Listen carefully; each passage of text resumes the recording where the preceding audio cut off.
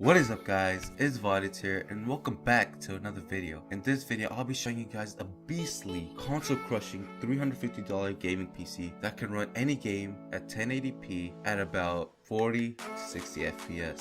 Before we get started on with the parts, make sure to smash that like button as it will really help the channel grow, and make sure to comment down below if you guys like seeing these PC builds. Make sure to stick around in this video because after this video I'll be showing you guys some benchmarks on what this baby could do, so don't miss out on that. And with that being said, let's get started. For the CPU, I went with the Intel Pentium G3258 dual core processor clocked at 3.2 GHz. Now this CPU can be overclocked to the maximum of about 4.9 GHz, and you can overclock this CPU to about 4.2 GHz using the stock cooler. This CPU is great for the budget. It's a great budget CPU. You can't go wrong with it. Now for the motherboard, I went with the Gigabyte GA V85M DS3HA Micro ATX motherboard. Now this is a very basic motherboard.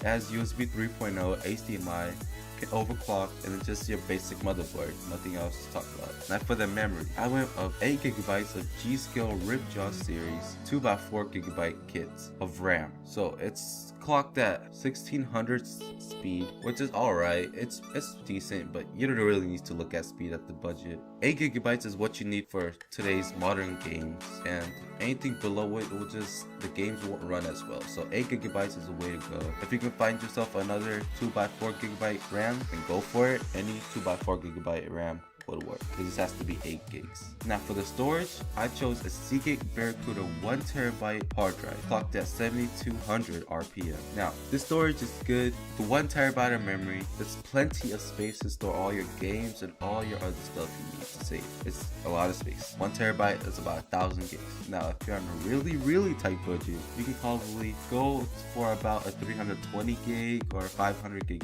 hard drive, which is about $10 to $15 cheaper.